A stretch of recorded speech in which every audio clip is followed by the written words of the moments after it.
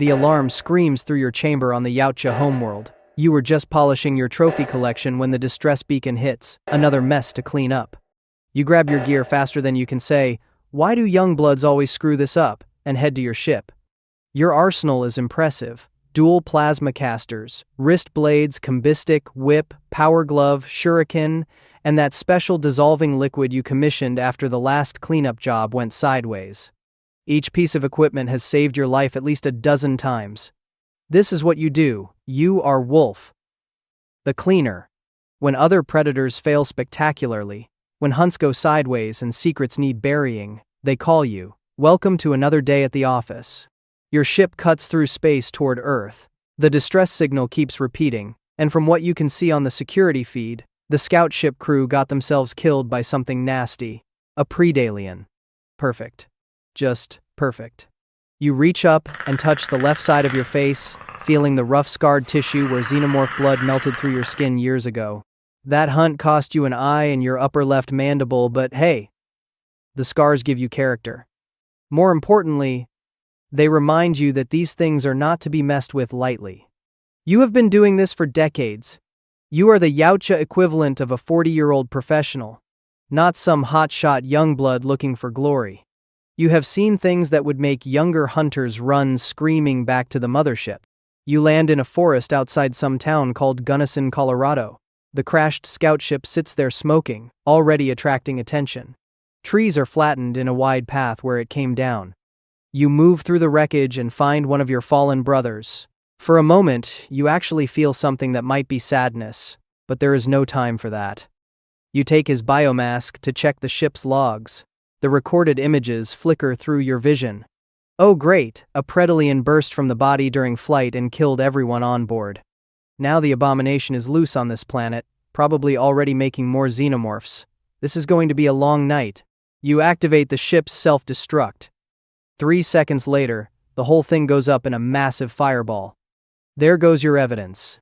Now for the fun part, tracking down every single xenomorph and that disgusting hybrid before word gets out that Yautja were ever here. You pull out your dissolving liquid. This stuff melts organic matter into nothing.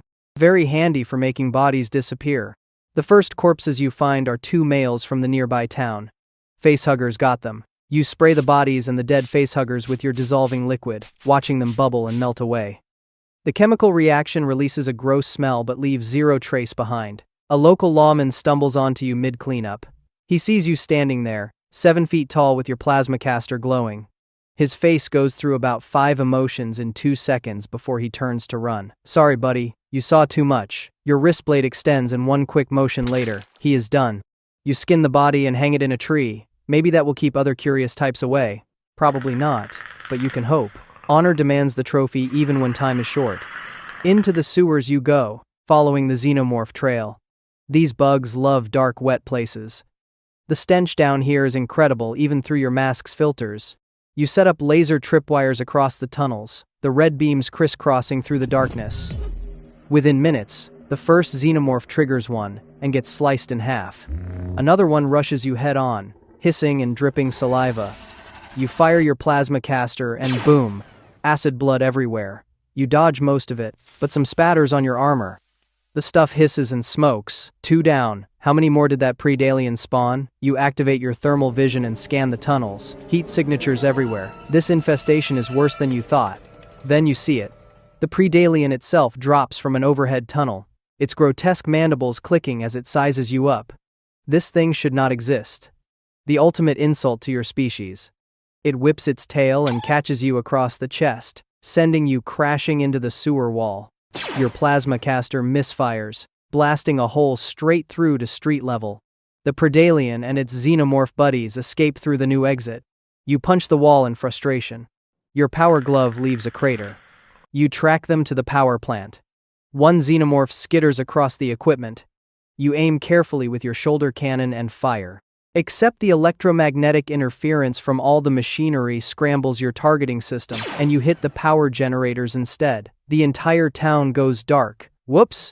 The xenomorph escapes while you are standing there in a blackout you just caused. This is not going well. You switch to manual targeting mode. Should have done that from the start. Years of experience and you still make rookie mistakes when you are rushed. At least you managed to kill one at the swimming pool later. You stab it straight through the skull with your combo stick. Acid blood sprays into the water, turning it into a bubbling toxic soup.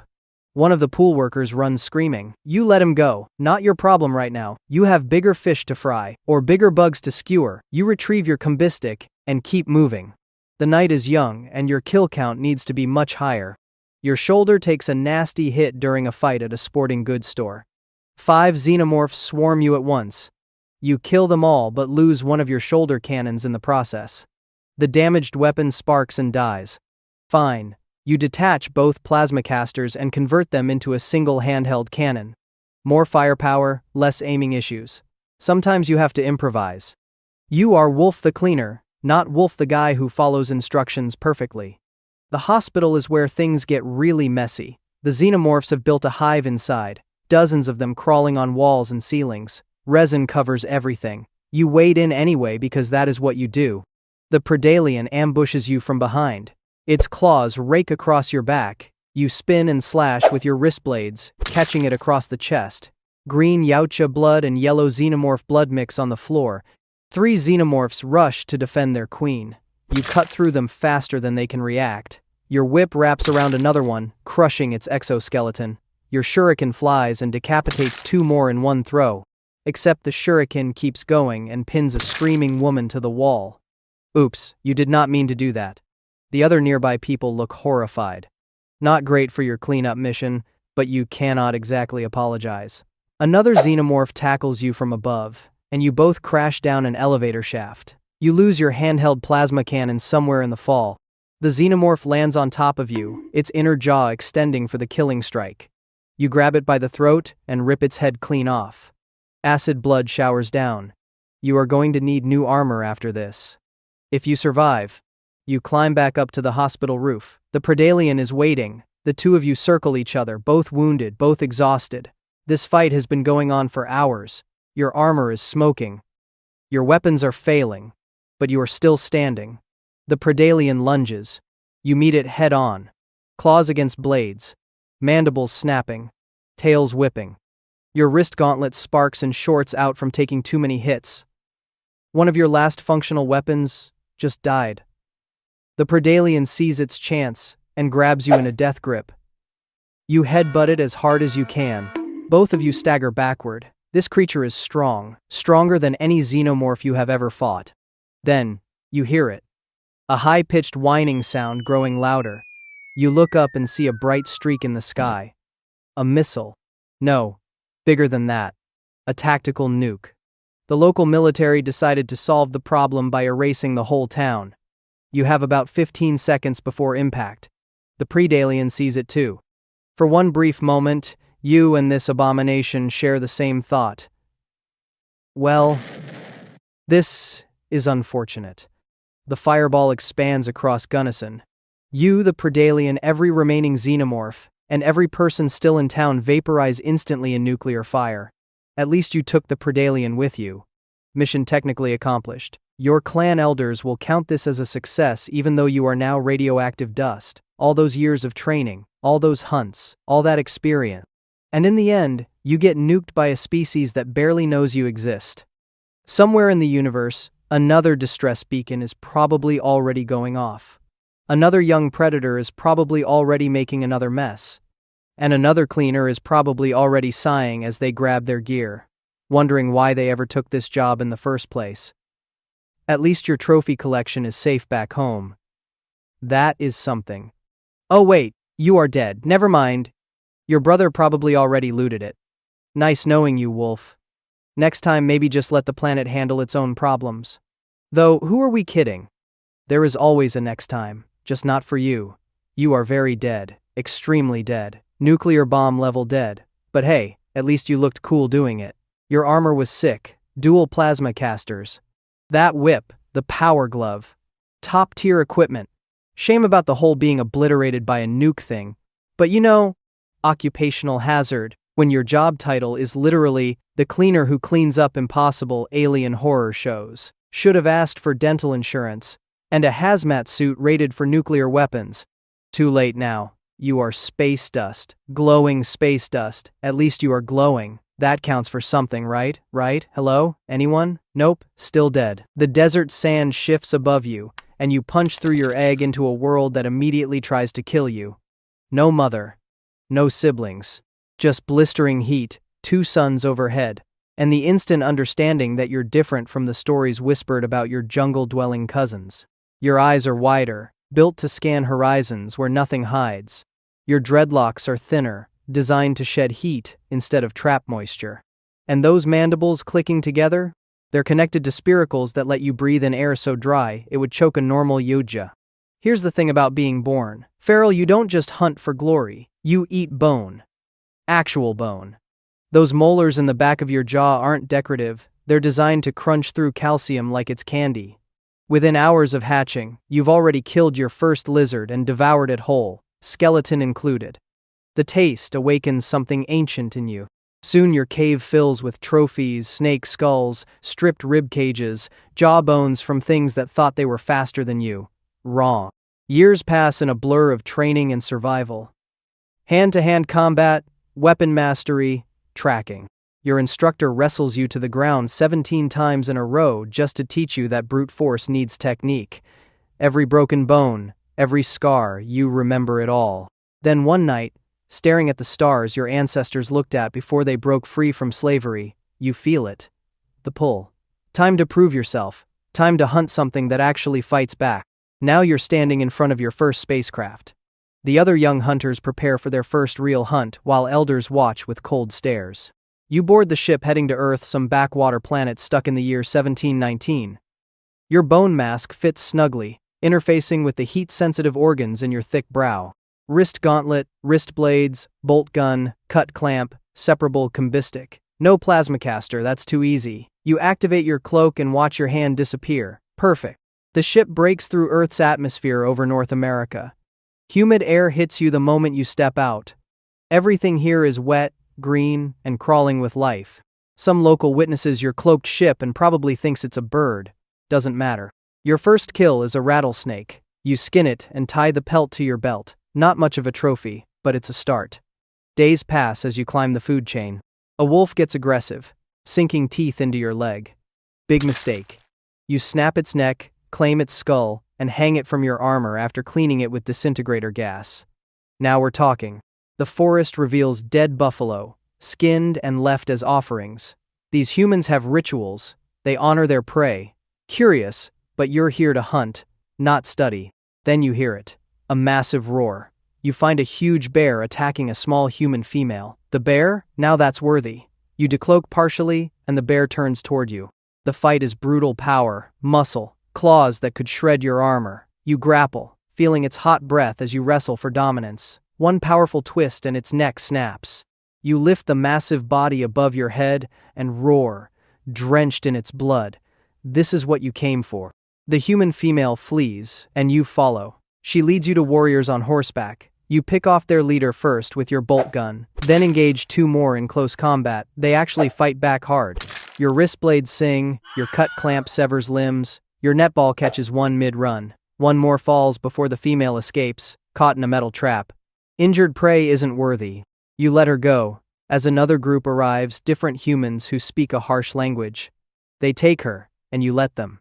For now, these new humans try to ambush you using the warriors as bait. Amateur move. While they watch the bait, you eliminate their lookouts one by one. Then they net you.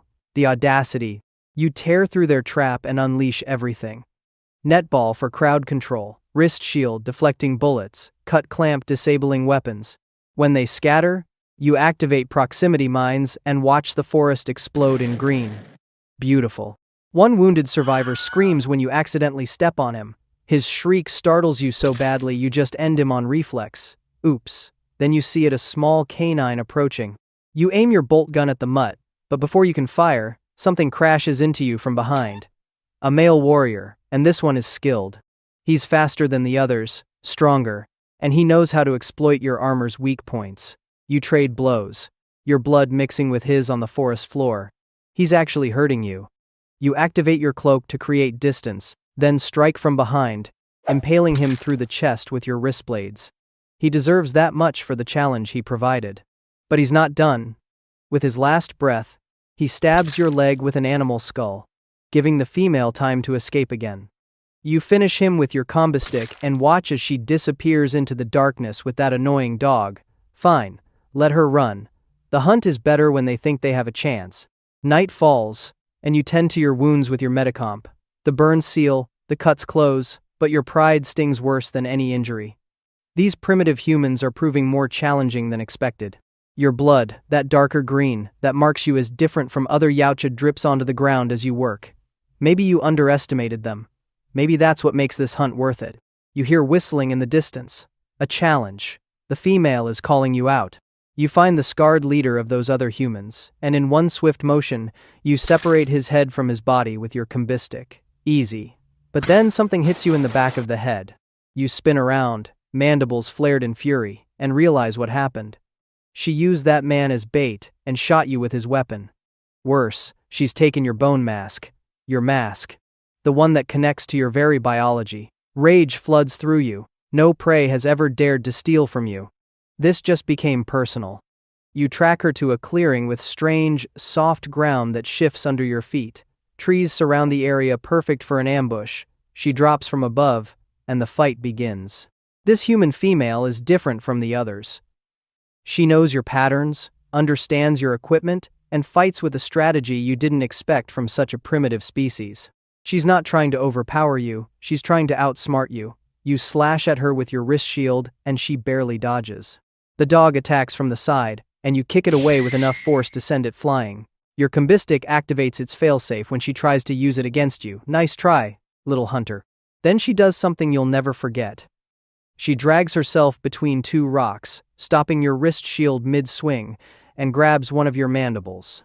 The pain is instant and white-hot as she tears it from your face. You roar, more from shock than pain, and your remaining mandibles click frantically. She's wounded you in a way that will scar forever, marking you as the hunter who was marked by prey. Your subspecies respects bone, and she just took part of yours. The ground beneath you shifts. Quicksand. She's dragged you into a trap. Your powerful legs struggle against the pull, sinking deeper. With your remaining strength, you haul yourself to the surface, gasping through your damaged mouth. You raise your bolt gun, targeting her for the final time. Your heat-sensitive organs lock onto her position, the targeting laser of your stolen mask painting her position in your vision. You fire. The bolt streaks forward through the night air toward her head, and then you see it. Your own mask, your own technology. The laser pointing back at you. The bolt changes trajectory, mid-flight, guided by the mask's targeting system, and punches straight through your skull. There's a moment of realization, brief and crystal clear. She learned. She watched. She understood. Then everything goes dark. Your massive body slumps forward, your hunt ending not in a blaze of glory, but in a mud pit on a backwater planet, outsmarted by a prey species you thought beneath you. The female takes your head as her trophy, probably to prove to her tribe that she's a warrior worthy of respect. You do the same in her position. Somewhere above, your kin watch through their ship's sensors, analyzing the recording from your mask. They've witnessed everything. The new war chief of the Comanche just handed you the most humiliating defeat a feral predator has ever suffered. But in death, you've given them something valuable, knowledge that this species, these humans, might be worthy prey after all. Your gene pool ends here, but your legacy as the hunter who underestimated his prey will echo through Yautja culture for generations. Ships arrive to retrieve your remains, or what's left of them. Maybe they'll study what went wrong. Maybe they'll return to challenge the one who beat you. Either way, your hunt is over, and the score is carved in bone. Human 1, feral predator 0. Not exactly the glorious ending you imagined back on that scorching desert, but at least you died doing what you loved. And, hey, that bolt gun shot? Absolutely perfect aim, even if it was technically your own face you were aiming at. You wake up strapped to a metal table, your vision blurry, and your body screaming in ways you never knew possible. Welcome to consciousness, you magnificent genetically modified nightmare. You're not born, exactly, more like assembled. Your clan's scientists are hovering over you with tools that look less medical and more like torture devices from a hardware store's clearance section. They've been busy shoving DNA from across the galaxy into your cells like a cosmic Build-A-Bear workshop gone horribly wrong. Congratulations, You're officially the upgraded model nobody asked for, but everyone's about to fear. Your first memory? Pain. Not the regular stub your toe kind, but the special variety where every molecule in your body feels like it's being rearranged by someone who failed biochemistry class. The scientists are injecting you with genetic material from species you've never heard of. Some tough alien from the Kepler system that can bench press a spaceship? Yeah, that's going in. A creature with skin harder than diamond? Mix it right in there. That thing from Zeta Reticuli that can regrow limbs in seconds? Obviously essential. They even throw in some Earth cockroach DNA because those things survive everything, including apparently your dignity. They're basically playing mix and match with your genome like kids with action figures. Except you're the action figure and everything hurts. One scientist actually takes notes on your screaming patterns. For research purposes, naturally, you're 11 feet tall now. That's right, you tower over regular Yautja like they're toddlers at a basketball game. Your skin isn't just tough anymore. It's basically organic armor plating. Those digitigrade legs they gave you, you can sprint at speeds that would make a cheetah cry into its protein shake. But here's the kicker. You don't even need a biomask anymore. Your eyes have been upgraded to see across the entire electromagnetic spectrum without any fancy tech. You're walking around with built-in Instagram filters for thermal vision, ultraviolet, and whatever else you want. Talk about premium features.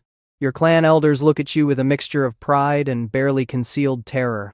You're their masterpiece, their ultimate weapon, but they also know they've created something that could probably tear through their entire council room if you sneeze too hard. They send you on your first training mission. The target? A pack of regular Yautja warriors. Not to kill them, of course, just to establish dominance. You walk into that arena, and within 30 seconds, you've got 3 seasoned hunters pinned to the ground wondering what truck just hit them. One tries to challenge you to honorable combat. You accept, then promptly throw him through a wall using only your pinky finger. Honor's great and all, but when you're basically a walking tank with anger issues, traditional combat rules seem quaint. Your wrist blades are different too. While other predators have to get up close and personal, yours shoot out like projectiles. Surprise! That warrior 30 feet away thinking he's safe? Not anymore. Your plasma caster is mounted on your wrist instead of your shoulder, and it hits like a meteor made of pure spite. You test it on a training dummy made of reinforced steel. The dummy doesn't just break, it evaporates. The watching elders nod approvingly while secretly updating their wills. Time for your first real mission. Some rogue predator named Fugitive has stolen important technology and plans to give it to those hairless apes on Earth. The Council's worried because this tech could help humans defend against a Yautja invasion. Can't have that, can we? They point you toward Earth and basically say, go fetch.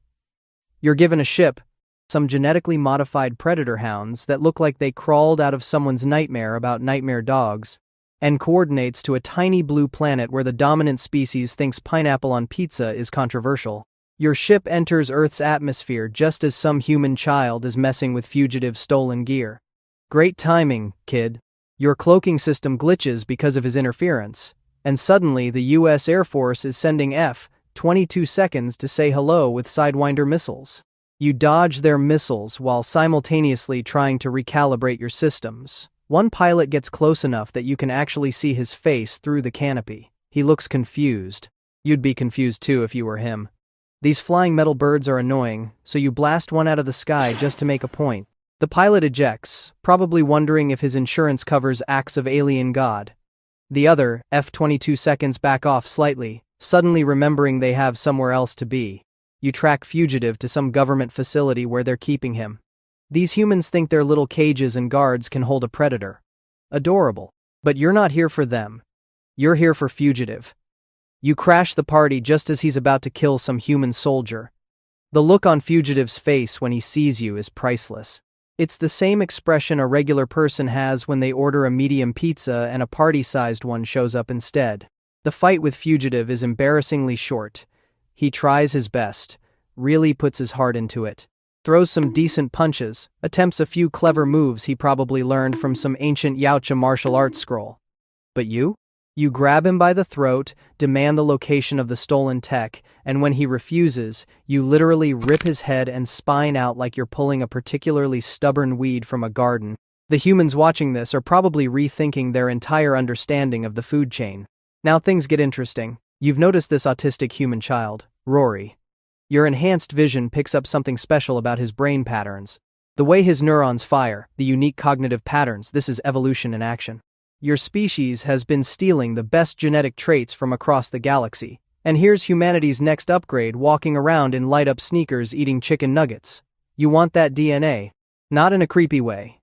Well, okay, it's definitely creepy. But it's for science. Sort of. Your hounds track the boy while you report back to your clan. They want updates, and you tell them the humans have the tech. You're now playing detective, if detectives were 11 feet tall and solve cases by ripping people's spines out.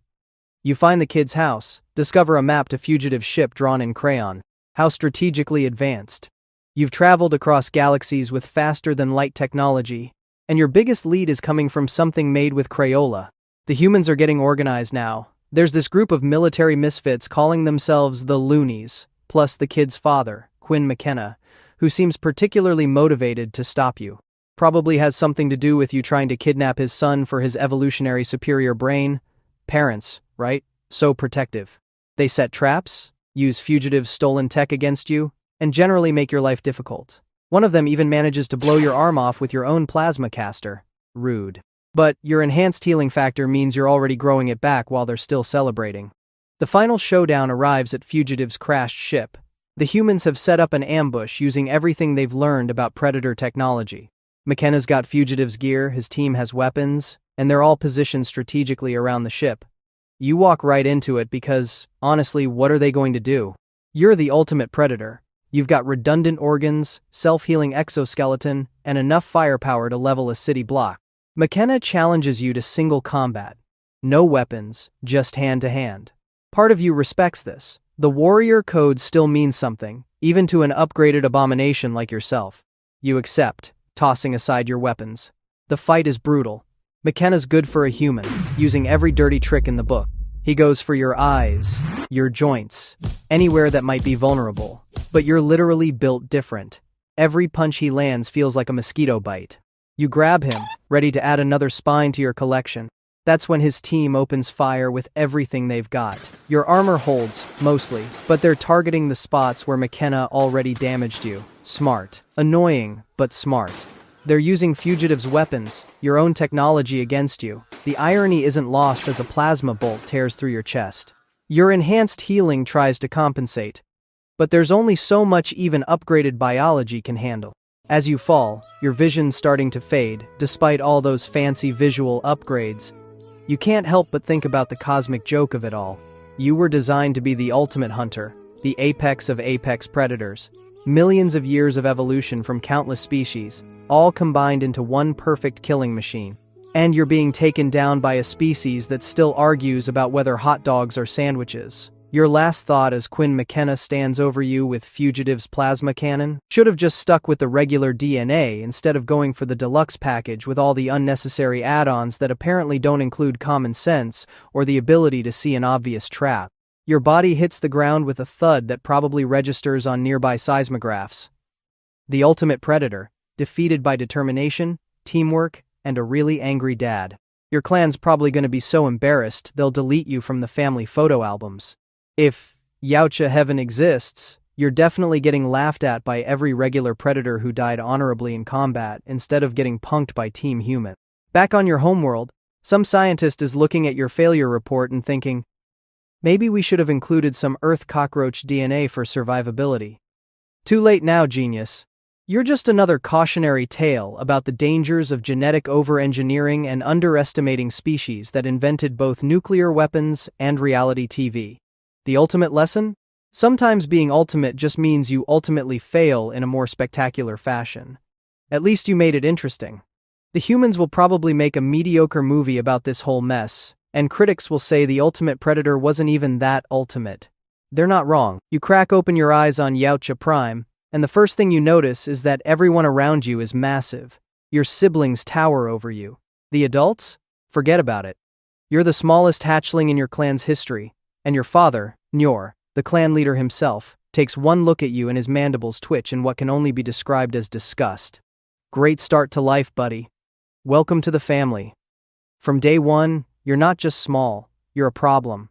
Your father doesn't even try to hide his disappointment. While your siblings are wrestling and practicing their roars, you're struggling to keep up with basic training. The other young Yautja push you around during sparring sessions. And the adults?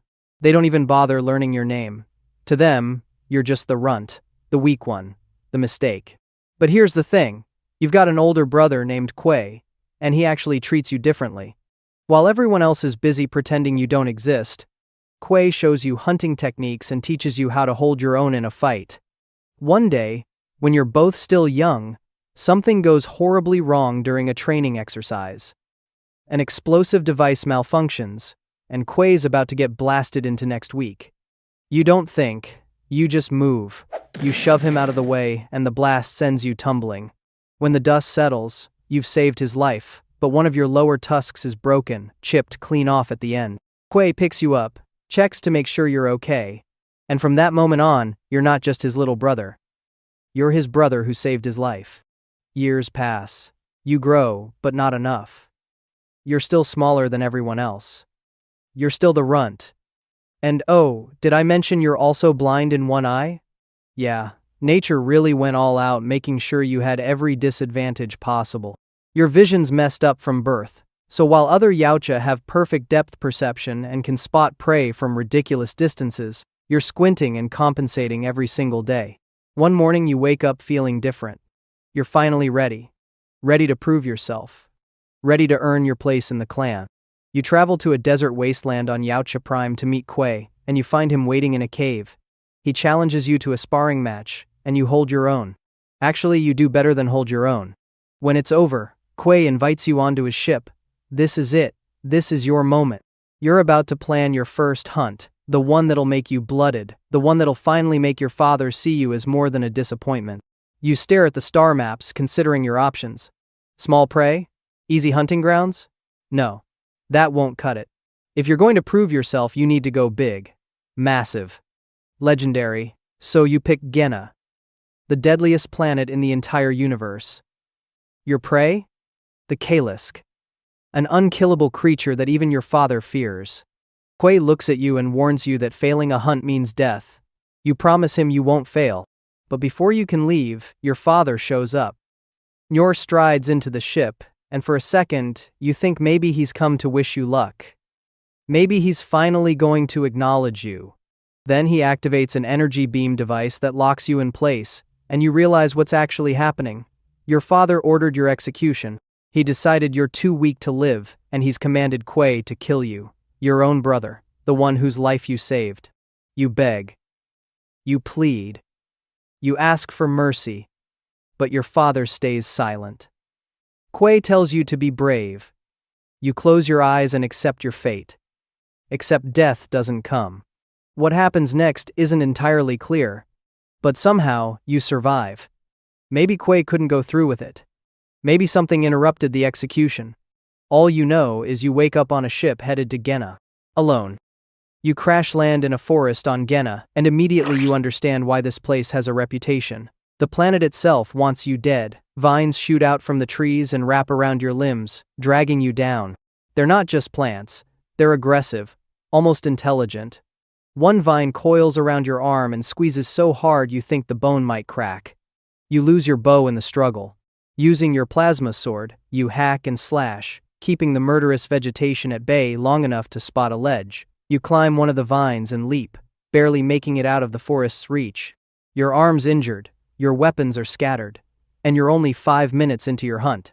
You push forward across an open field, and that's when you discover Genna's second favorite way to kill visitors. The ground is covered in plants that look harmless until you step too close. Then they explode. Thorns shoot out in every direction, and you're running, dodging, trying not to get turned into a pincushion. You don't succeed. Several thorns pierce your hide, and within seconds, you feel the poison spreading through your system. Your legs go numb. You collapse. And circling overhead is a flying creature that looks absolutely thrilled to have found an easy meal. Just as you're about to become lunch, something unexpected happens. A figure appears. It's a synthetic. A human-looking android with glowing eyes and an oddly cheerful expression.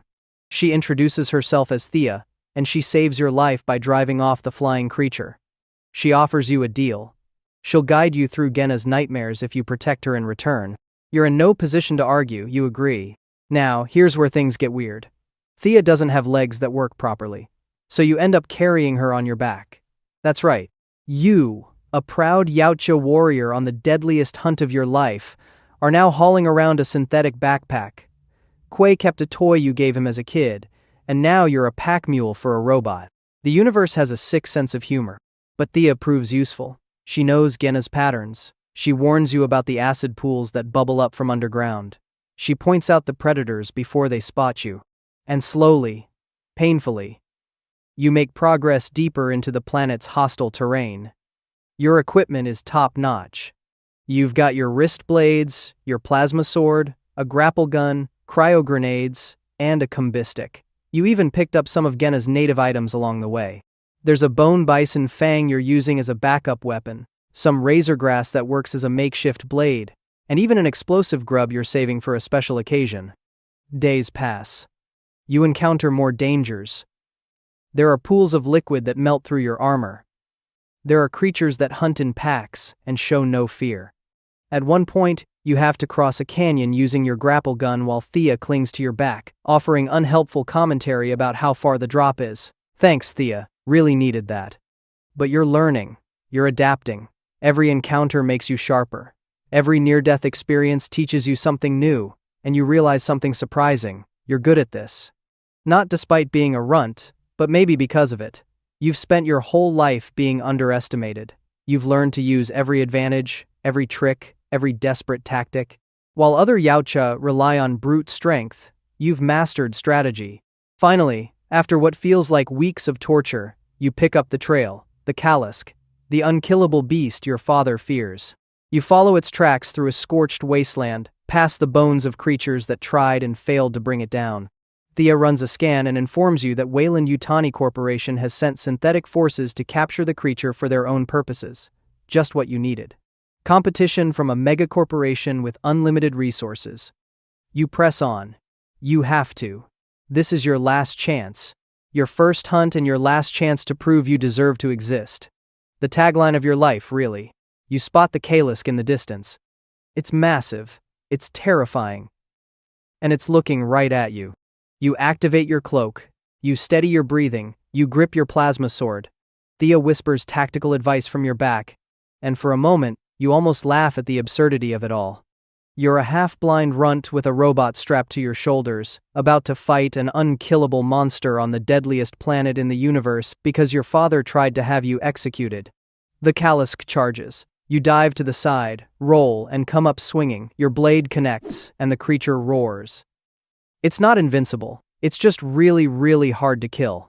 You deploy a cryo grenade, freezing one of its limbs. You use your grapple gun to swing around its massive body, striking from angles it can't defend.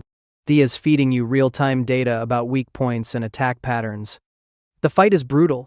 You're bleeding. Your armor's cracked. But you're still standing. And slowly, impossibly, you're winning. You drive your combistic deep into the creature's hide, and it staggers. One more strike. One more perfect hit, and you'll have done the impossible. Just as you're about to deliver the killing blow, Thea points out that a Weyland-Yutani dropship is landing nearby. They're coming for the Kalisk. They're coming for your kill. So now you have to decide. Finish the hunt and deal with the synthetics? Or grab the kill and run?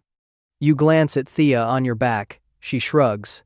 Your call, backpack boy. Wait, did she just make a joke? Your robot guide just mocked you. At the worst possible moment, you can't help it, you laugh. Here you are, covered in alien blood, half dead, carrying a sarcastic synthetic, about to either claim the greatest trophy in Yautja history or get vaporized by corporate commandos. And, honestly, after everything you've been through, this is still better than being home. You're squeezed out of your mother onto the cold metal floor of a Yautja birthing chamber, and congratulations, you're basically a wrinkly alien potato with mandibles. No cute baby photos for you. Your first breath of that thick, humid atmosphere burns your tiny lungs, while mom gives you exactly 3 seconds of attention before wandering off to polish her skull collection. Welcome to life as a Yautja pup, where parental neglect is a feature, not a bug. Your mandibles twitch instinctively, already trying to click together in what will eventually become your species' version of talking. Right now, though, you sound like a broken cricket. You're what they call a suckling, which is their fancy way of saying meat sack that screams a lot. Your mom might stick around for a few weeks, tossing you scraps of raw meat that taste like metallic roadkill, but don't get too attached. She's got hunts to plan and trophies to collect. By the time you hit your toddler years, you're already learning that everything in Yautja society revolves around one simple concept: kill or be a disappointment. Your first toys? Dulled wrist blades that you'll inevitably stab yourself with at least 47 times. Other Yautja pups become your first sparring partners.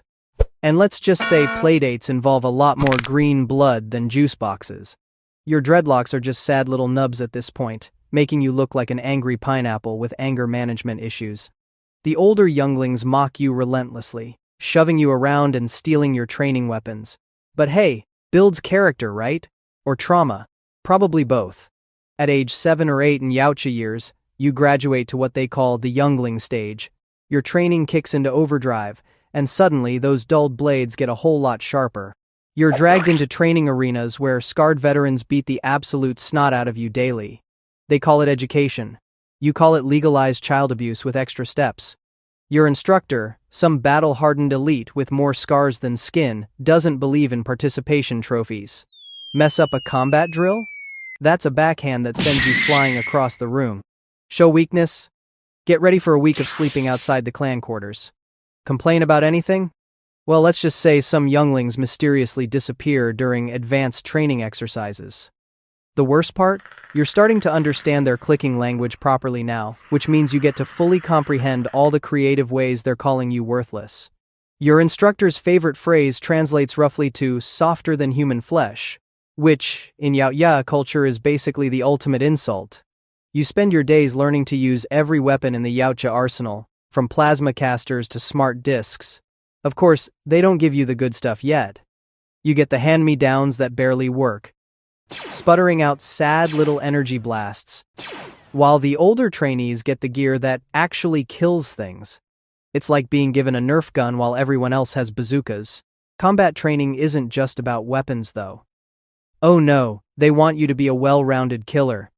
You learn tracking, stealth, and the art of skinning prey in under 30 seconds.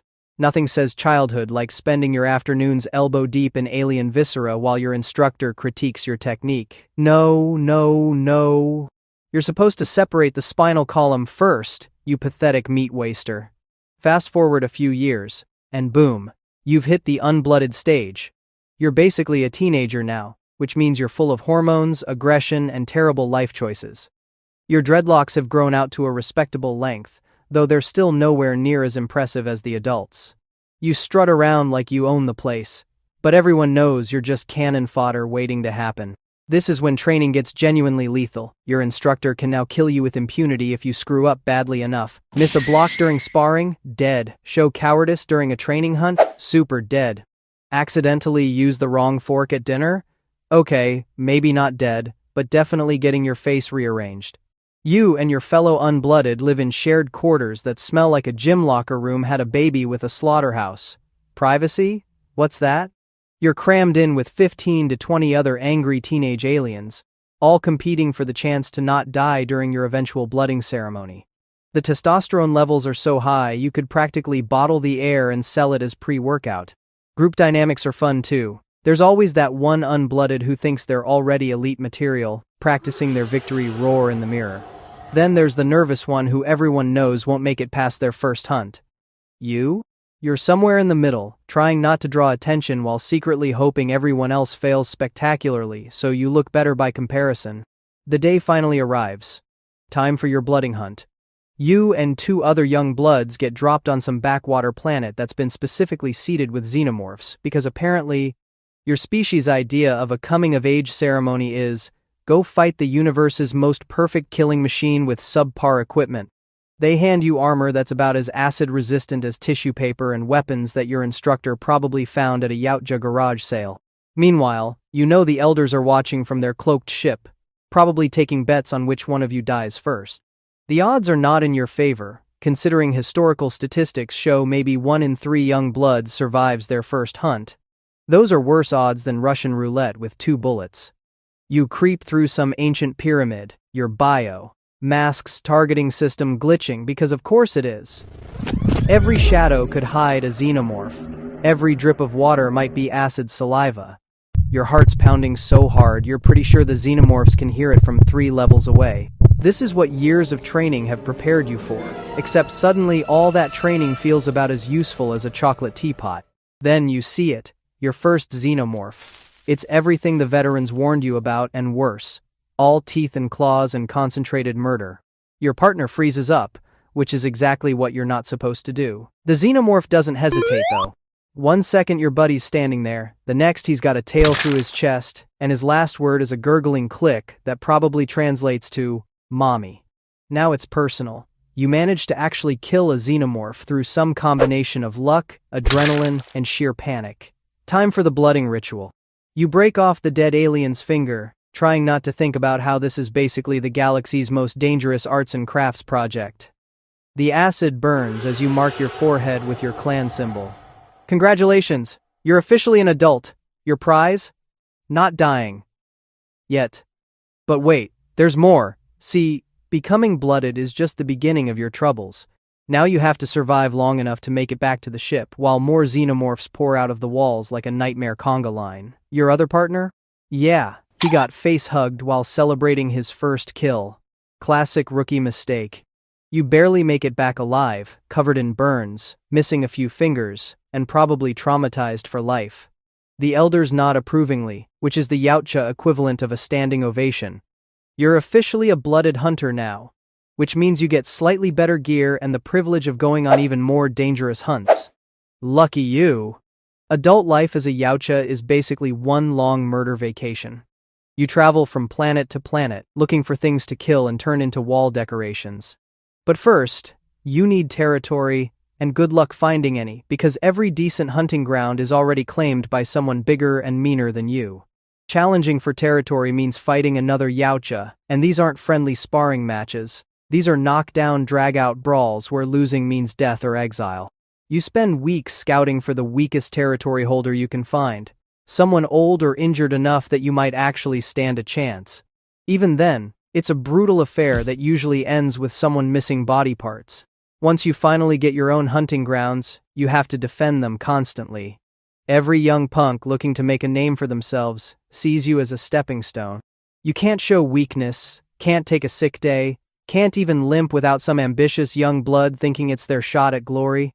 Then there's mating season, which is exactly as romantic as you'd expect from a species that considers decapitation a form of artistic expression. Female Yautja only notice you if you've got an impressive trophy collection and a decent territory. No trophies, no chance. It's like Tinder, but instead of posting gym selfies, you're displaying skinned corpses. The females are bigger, stronger, and way more aggressive than males. Courtship involves a lot of violent displays of dominance that make MMA look like ballroom dancing. If a female finds you worthy, great. If not, she might literally throw you off a cliff. Dating is rough when your potential partner can bench press a small spacecraft. Even if you successfully mate, you'll never see your offspring. They're the female's problem now. You just contributed some DNA and went back to your lonely existence of hunting and avoiding other predators who want to kill you. Father's Day must be really awkward on Yautja Prime. Years pass, decades, maybe even centuries if you're lucky and skilled enough. You rack up trophies, earn respect, maybe even make it to elite status. But age comes for everyone, even 7-foot-tall alien killing machines. Your reflexes slow, your strength fades. Those old hunting injuries start acting up every time the weather changes. Younger predators start eyeing your territory like hungry wolves. You can see it in their eyes during clan gatherings. They're measuring you up, noticing how you favor your left leg, how your plasma caster takes an extra second to charge. You're not the apex predator anymore. You're becoming prey. Your final hunt comes sooner than you'd like. Some hotshot young blood challenges you for your territory. You've been in 100 fights, but this time is different. Every move hurts. Every block comes a fraction too slow. The young punk is faster, stronger, hungrier. You put up a good fight because that's what you do. But deep down, you know how this ends. As you lay there, green blood pooling beneath you, vision fading to black, you can't help but think about the irony. You spent your whole life collecting trophies, and now you're about to become one. The young predator doesn't even have the decency to make it quick. He's savoring his victory, probably already planning where he'll mount your skull. Your last thought? At least you don't have to attend another clan meeting where they serve that awful fermented alien meat that tastes like someone marinated a shoe in battery acid. Silver linings, right? Besides, you always knew you'd die with your boots on. You just didn't expect them to be on someone else's trophy wall. You crack through the membrane of your birthing pod on some backwater moon your clan uses as a nursery, and right away something feels different about you. While the regular Yautja pups around you are squealing their first hunter's trill, yours comes out deeper, more guttural, almost feral. Your mother takes one look at your darker skin, your slightly elongated face, and those swept-back dreads already forming on your tiny head, and she knows exactly what you are, a super predator. A berserker breed. Congratulations, you're basically the problem child before you've even taken your first step. The elders don't exactly throw a party when they see you. You and the other super predator younglings get separated from the regular pups faster than you can say blood feud. They put you in special training grounds where the rules are more suggestions than actual rules. While those jungle hunter kids are learning about honor codes and fair combat, you're being taught that winning is everything and style points count double. Your first hunt simulation at age 5 goes exactly how you'd expect. They release a captured animal into the training arena, some kind of space boar with tusks that could open a can of whoop-ass on most younglings. The regular Yautja kids are taught to give it a sporting chance, maybe let it see them coming. Not you. You drop from the ceiling, land on its back, and sink your developing wrist blades straight into its spine before it even knows dinner's been cancelled permanently. The trainer nods approvingly while the traditional instructors shake their heads. You're already living up to your subspecies reputation. Training gets more intense as you grow. By the time you hit your teenage years, you're 7 feet of pure muscle and bad attitude. Your skin's gotten darker, more reptilian, with scales that would make a crocodile jealous. Your face has elongated into what the regular Yautja call a snout behind your back, though nobody's brave enough to say it to your face. You and your 2 best buddies form a hunting pack because super predators always roll in threes. Call it tradition, call it strategy, or just call it having backup when things get spicy. The tech training is where things get really interesting. While those honor-bound jungle hunters are learning to use dual wrist blades and standard plasma casters, you get the upgraded stuff. Single blade, sure, but it's longer, meaner, and can be fired like a projectile when you really want to ruin someone's day. Your plasma caster isn't just a gun, it's a Gatling-style beast that charges up for devastating shots. Oh, and they hand you a couple of hellhounds to train. These aren't your average space puppies. They're tracking beasts with teeth that could chew through ship hulls and a loyalty that only extends to whoever feeds them last. Your biohelmet gets fitted when you turn 15, and this bad boy isn't your grandpa's mask. The vision modes are insane. Not only can you see heat signatures and electromagnetic fields, but you've got pulse detection that lets you track a heartbeat through solid rock. The helmet's also got vocal mimicry built in, perfect for those moments when you want to mess with your prey's head before you take it as a trophy. Your particular mask gets adorned with the jawbone of your first solo kill, a massive creature from your homeworld that definitely didn't see you coming. Fashion statement and intimidation factor all rolled into one. At 20, you're ready for the real action. The elders assign you to a game-preserve planet, and this is where the fun really begins. See, your clan doesn't believe in traveling to different worlds for each hunt. Too much work. Instead, you kidnap the most dangerous specimens from across the galaxy and dump them on your own personal hunting playground. Home field advantage, every single time. Your first group includes some serious contenders. Warriors, killers, survivors from a dozen different species. You and your pack brothers spend days setting up the hunt. One of you handles the hellhounds, another scouts from above with mechanical falcon drones that would make a military surveillance team weep with envy. And you're the muscle, the leader, the one they call when subtlety has left the building. The hunt starts with psychological warfare. You use your vocal mimicry to copy the voice of one of the prey, making him call for help after he's already dead. You watch from your cloaked position as his allies debate whether to help or run. When they finally decide to run, you've already set up traps along their escape route. This isn't about honor. This is about dominance. Years pass, and your reputation grows. Other super predator clans hear about your success rate. You've collected trophies from species most Yautja only see in archives. Your hunting camp looks more like a museum of violence. Skulls, spines, weapons from fallen warriors, all displayed with the care of an artist who really enjoys their work. But here's where things get complicated. Remember that blood feud with the Jungle Hunter clan? Well, it's not just philosophical differences. Those traditional Yautja think you're corrupting the ancient ways, that your methods are beneath a true hunter. You think they're stuck in the past with their precious codes while you're evolving the art of the hunt. This disagreement occasionally explodes into full-blown combat when you cross paths. One day, you capture a jungle hunter who wandered too close to your preserve. Instead of giving him an honorable death, you string him up on a totem in your camp. He's still alive, a living insult to his entire clan. You feed him just enough to keep him breathing, a trophy that screams instead of staying silent on your wall. Your pack brothers think it's hilarious. The prisoner, not so much. Your 30s bring new challenges. The prey gets smarter, more organized. Some groups actually start working together, sharing information about your tactics. One human you're hunting turns out to be military trained, and suddenly your hunt becomes a real challenge. He sets counter traps, uses mud to hide his heat signature, and actually manages to wound one of your pack brothers with improvised weapons. The thrill is intoxicating. You adapt by getting even more ruthless. Why fight fair when you can fight smart? You start using bait tactics, leaving wounded prey alive but immobile to draw out their allies. Your hellhounds get trained to drive targets into killing zones. Your falcon drone gets upgraded with targeting systems that can paint multiple enemies at once. You're not just a hunter anymore. You're a one-predator army with a really bad attitude. Romance isn't really your thing, but breeding season demands participation. Female super predators are just as aggressive as the males, and courtship basically involves proving you can survive their affection. Your first attempt at mating ends with 3 broken ribs and a dislocated shoulder. She considers this foreplay. The second attempt goes better, meaning you only need minor medical attention afterward. Eventually, you succeed. And somewhere out there, your genetic legacy continues. You'll never meet your offspring, of course. That's what the nursery moons are for. By 40, you're considered a veteran, though in super predator years, you're just hitting your prime. Your preserve has become legendary among your kind, a perfect hunting ground where the prey never stops coming and the challenge never really ends.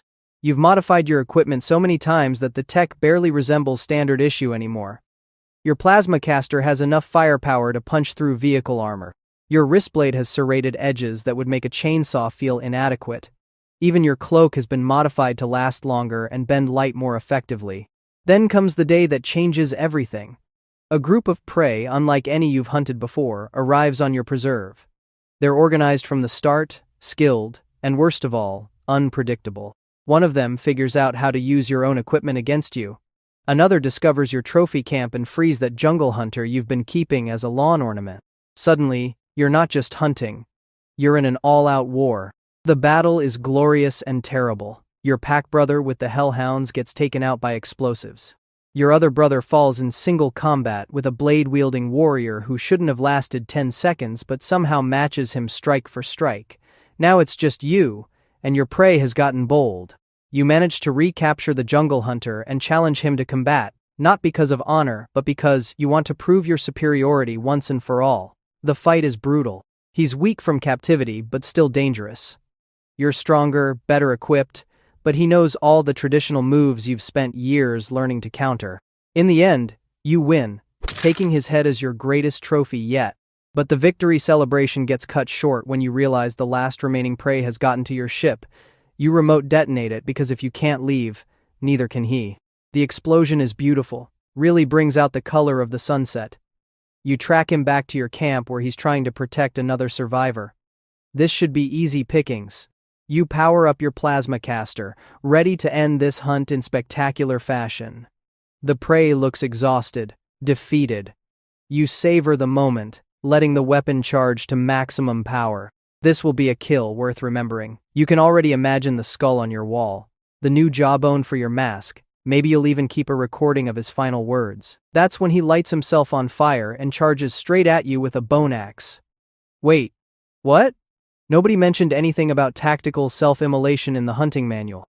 Through the flames and smoke, you can barely track his heartbeat, and suddenly that upgraded vision mode isn't helping much when your target has become a human torch. The axe comes down, and your last thought before everything goes dark is that maybe, just maybe, those jungle hunters had a point about giving prey a sporting chance. Actually, no. Scratch that. Your last thought is wondering if your hellhounds remembered to use the automatic feeder you installed, because those things get really cranky when they're hungry, and the last guy who forgot to feed them ended up as a chew toy. Actually, never mind. That's not your problem anymore. The first thing you register is pain. Not the gentle kind, but the sharp, burning sensation of genetic code being twisted and reshaped in ways that nature never intended. Welcome to existence. You're not exactly born so much as manufactured in some Yautja breeding chamber. Your DNA spliced with theirs until you're part reptile, part hound, part nightmare. The lab lights are too bright, and you can already smell blood. Yours, probably. The armored giants standing over you don't seem particularly interested in whether you make it through the next 5 minutes. You do, though. Congrats on surviving your first test. There will be many more. Your first few weeks are spent in a pen with 5 other hounds. You don't have names because the Yautja don't care enough to give you one. You're Hound 3 or Pack Member 2, and that's about as personal as it gets. The food comes in chunks of raw meat that you have to fight for, and yeah, your siblings are absolutely willing to take a chunk out of you for an extra bite. The pecking order establishes itself fast.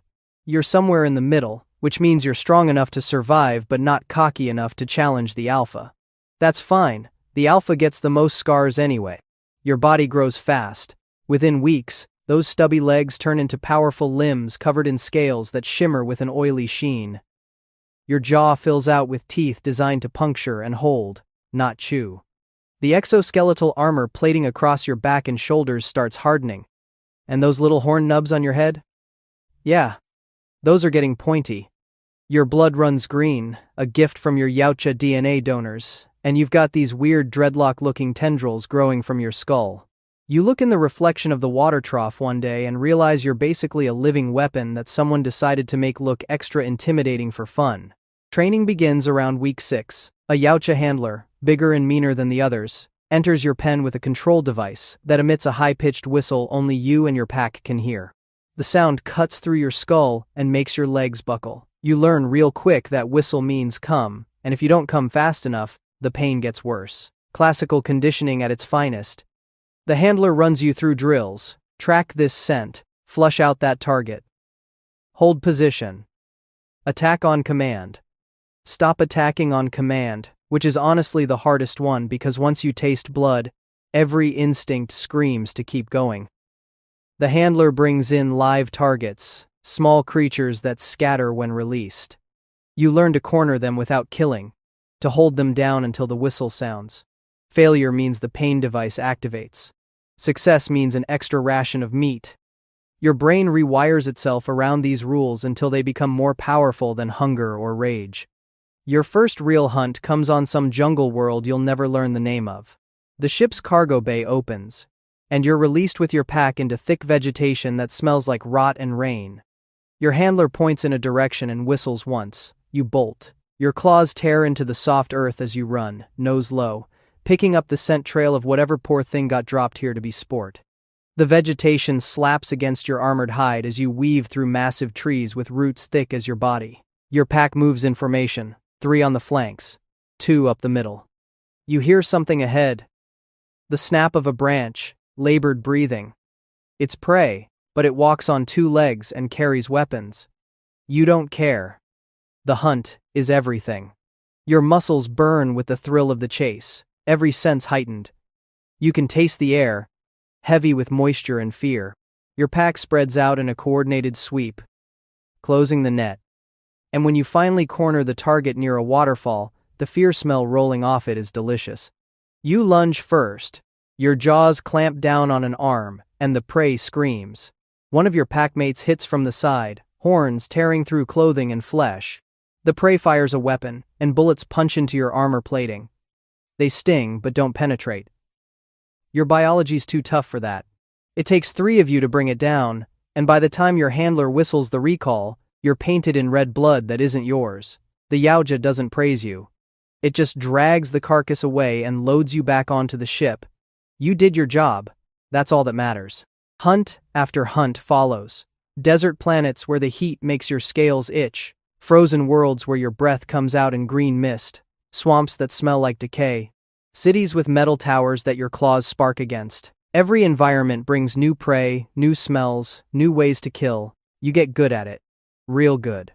Your pack learns to move as one unit, anticipating each other's movements. You know that when the alpha goes left, you go right. When your smallest packmate yelps, you turn to defend.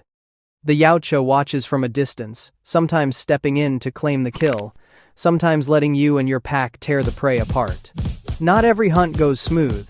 There's one target that fights back harder than expected. It's got some kind of explosive weapon that takes out two of your packmates in a flash of fire and noise. The blast throws you into a tree hard enough to crack ribs beneath your armor. You're down for a few seconds, vision swimming. And when you stagger back up, the target is running. Your handler doesn't whistle, doesn't call you back. You know what that means. Finish it. You tear after the prey alone, rage pushing past the pain in your side. When you finally catch up, you don't go for a clean kill. You make it hurt. The pack dynamic shifts over time. Your alpha gets too aggressive during a hunt and takes a blade to the throat from a particularly skilled target, bleeds out green all over the ground. Suddenly you're moving up the ranks. The remaining 4 look to you now when the whistle blows. You're the decision maker, the strategist, the one who gets the biggest chunk of meat. With authority comes responsibility, and that responsibility is keeping everyone alive long enough to see the next hunt. Harder than it sounds when your handler keeps dropping you into increasingly dangerous situations. One hunt stands out. Your pack gets deployed on a planet that's basically one giant preserve for the Yautja to play hunting games. There are other creatures here, things you've never smelled before. Some walk on 2 legs and carry projectile weapons. Others are massive beasts with armor thicker than yours. Your job is simple. Find the 2-leggers, flush them out, let the Yautja do the killing. Should be routine. It's not. These particular targets are smart. They set traps, explosives hidden under leaves, tripwires that trigger logs to swing down from trees. One of your packmates steps wrong and gets impaled by sharpened stakes. Another loses a leg to an improvised mine. You push forward anyway because stopping means the pain of that whistle. And that's worse than any trap. You corner a target in a clearing, and it's holding something that looks dangerous. Your instinct says attack. But some deeper part of your brain, the part that's learned caution, makes you hesitate. The target throws the object. It's not a weapon, it's food. Fresh meat, still warm. You and your remaining packmates stop, confused. The target isn't running, isn't fighting, just standing there, offering a meal. Your handler whistles the attack command, but the sound seems distant. Wrong. The target reaches out slowly, fingers extended. You bare your teeth, ready to lunge, but then, pain explodes through your skull, something heavy cracks against the side of your head, and the world goes sideways. You hit the ground hard, and everything goes fuzzy. When you wake up, you're somewhere different, confined space, no handler, no whistle. Your head pounds, and when you try to stand, your legs don't quite cooperate. There are 2-leggers nearby, the same ones you were hunting, and they're talking in sounds you don't understand. One approaches carefully, and you growl low in your throat. But it's holding meat. Real meat, not packaged rations. Your stomach wins the argument with your instincts. You take the food. Days pass, maybe weeks. The 2-leggers don't hurt you, don't use whistles or pain devices. They just feed you and keep their distance. The head injury did something to your brain, rewired whatever made you blindly obedient to the Yautja. You start recognizing patterns in the 2-leggers' behavior. They want something from you, but it's not violence. When fighting breaks out, when your former handler comes looking for you, you make a choice. You turn on the Yautja. Your teeth find green blood instead of red for the first time. The betrayal feels good, but that doesn't last. Your new companions aren't interested in keeping a pet, and eventually, they part ways. You're left alone, wandering through alien terrain without a pack, without a purpose. Your body's starting to show wear. Those bullets you shrugged off years ago left internal damage. Your armor has cracks. One of your horns broke off in a fight and never grew back. You're slower now, and the prey animals can tell. They don't fear you the way they used to. You find yourself back in familiar territory one day, near a Yautja outpost. Maybe instinct brought you here, maybe stupidity. A younger handler sees you and reaches for a whistle device. You're already moving before the sound hits, jaws snapping. This time, nobody stops you. The green blood tastes bitter. When you're done, you're surrounded by dead Yautja and their equipment, and somewhere in the distance, you hear the familiar baying of a fresh pack being released. They're coming for you. Well, guess this is how it ends.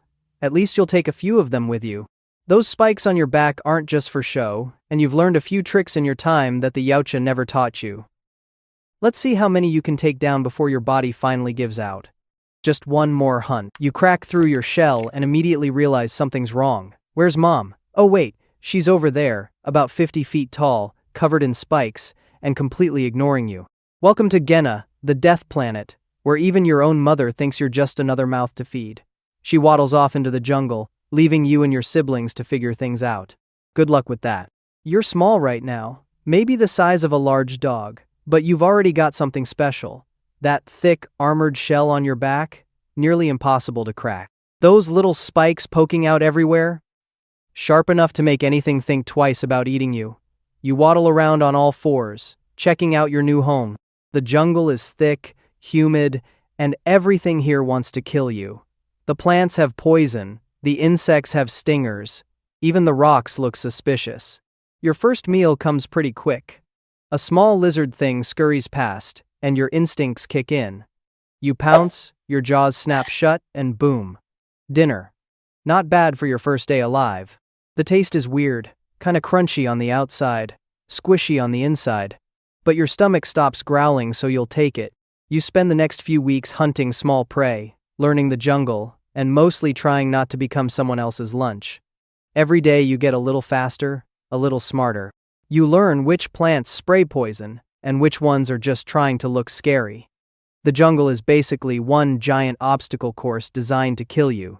Then one day, you slip, your foot catches on a root, and you tumble down a rocky slope. By the time you hit the bottom, your leg is bent at a really bad angle. This is it. Game over, right? Wrong. You watch as your leg starts to twitch, the bone snaps back into place, and within seconds, you're standing up perfectly fine. No pain, no problem, just like nothing happened. You've just discovered your superpower. You can regenerate basically anything. Time to test this out. Over the next few months, you get into all kinds of trouble. A nasty bird tears a chunk out of your shoulder, grows back in 30 seconds. You accidentally walk into a nest of those exploding worm things and lose half your face? Back to normal before you can even panic. Getting hurt barely slows you down anymore. You're basically the ultimate tank in a video game. Except this isn't a game, and everything still hurts when it happens. By your first year, you've grown to about the size of a small car. Your black fur hangs down in thick dreads, and your spikes have gotten longer and sharper. The jungle doesn't feel quite as scary anymore. You're climbing up the food chain fast. Those herbivores that used to ignore you, now they run when they see you coming. Smart move on their part. You're stalking a group of bone bison near a watering hole when you notice something weird. 3 figures moving through the trees, 2 coordinated to be animal. They're carrying tools, moving with purpose. You've never seen anything move on 2 legs before. One of them spots you, points something at you, and suddenly your world explodes in pain. Whatever hit you tears through your shoulder, spinning you around. You bolt into the jungle, and by the time you stop running, the wound's already closed up. Note to self: avoid the weird 2-legged things. You're a full adult now, standing about 30 feet tall when you rear up on your hind legs. Your body is covered in thick black fur with those signature dreadlocks hanging down past your shoulders. Spikes jut out from your back, arms, and head. You've got rows of dagger-sharp teeth that can tear through basically anything. You're the apex predator of Genna, and everything knows it. When you walk through the jungle, smaller creatures scatter. Even the predators give you space. You've earned your spot at the top of the food chain, one regenerated limb at a time. Finding a territory takes some work. You roam for weeks until you find a nice stretch of jungle with plenty of food and a cave system for shelter. There's a river nearby, which means more prey comes through. Perfect. You mark your territory by scratching deep gouges into the trees. Any creature with half a brain will see those marks and turn around. Hunting is almost too easy now. You can tank hits from basically any creature on Genna and heal faster than they can hurt you. That pack of razor wolves that tried to take you down? You let them bite and claw for a solid minute, just to see what would happen. They got tired before you even felt winded. Eventually, they figured out you weren't worth the effort and left. One day, those two-legged creatures show up again. This time there are more of them, and they're not running away. They surround you with strange devices, shooting nets and tranquilizer darts. The darts sting, but your body burns through the drugs in seconds. You roar, charge at the nearest one, and your claws tear clean through its metal body. Wait, metal? These things aren't alive. They're machines that look alive. Weird. The machines retreat, dragging their broken friend. You destroy their camp, crushing their equipment under your feet. They keep coming back though, always trying to capture you, always failing. Sometimes you let them hit you just to watch them realize it doesn't matter. They blow off your arm, grows back. They shoot you in the head, you shake it off and keep coming. The fear in their movements is hilarious. Spring arrives, and you catch a scent that makes something deep inside you stir. Another Kalisk. You follow the smell for miles until you find him, another massive creature like yourself. The courtship is brief. You circle each other, sizing up strength and health. Satisfied, you spend a few days together before going your separate ways. That's pretty much it for romance in the Kalisk world. Months later, you lay your eggs in a deep burrow, covering them with leaves and dirt. You guard them for a few days, then leave. Your kids will hatch when they're ready, and they'll either survive or they won't. That's life on Genna. You've got more important things to worry about, namely the fact that those metal creatures are back and they brought friends. This time they bring something big. A mechanical monster twice your size, armed with weapons you've never seen. You charge anyway because that's what you do.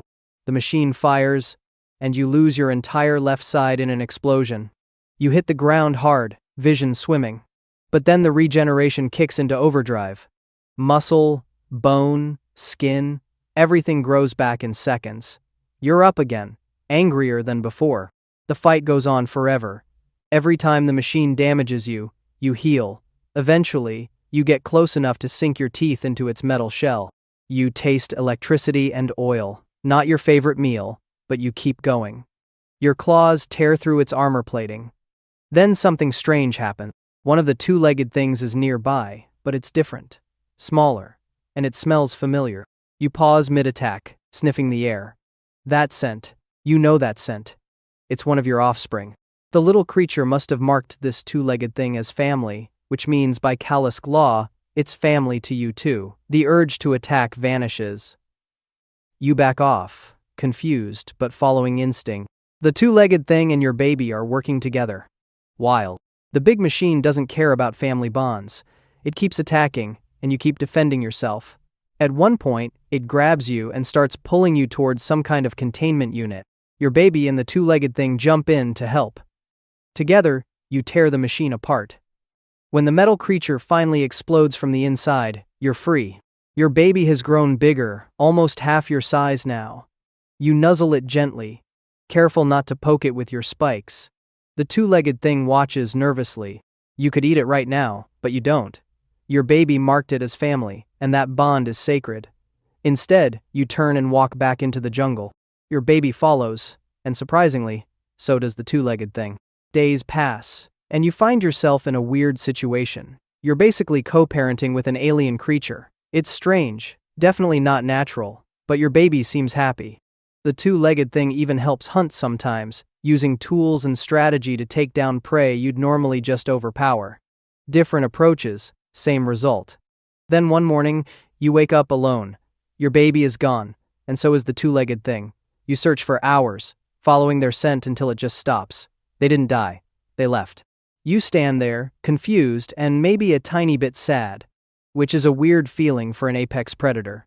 Oh well. At least your other kids are probably doing fine somewhere. You head back to your territory, ready to get back to the simple life of being an unstoppable killing machine. As you settle into your favorite cave, you notice something carved into the rock wall. Claw marks, but arranged in a pattern. Almost looks like the two-legged thing was trying to say goodbye. You snort, shake your massive head, and curl up for a nap. Somewhere in the distance, you hear those metal creatures moving through the jungle again. They never learn. You yawn, showing off all those beautiful dagger teeth, and close your eyes. Let them come. You've got all the time in the world, and they've got exactly as long as it takes you to regenerate from whatever they throw at you next. Which is to say, not very long at all. Being unkillable has its perks.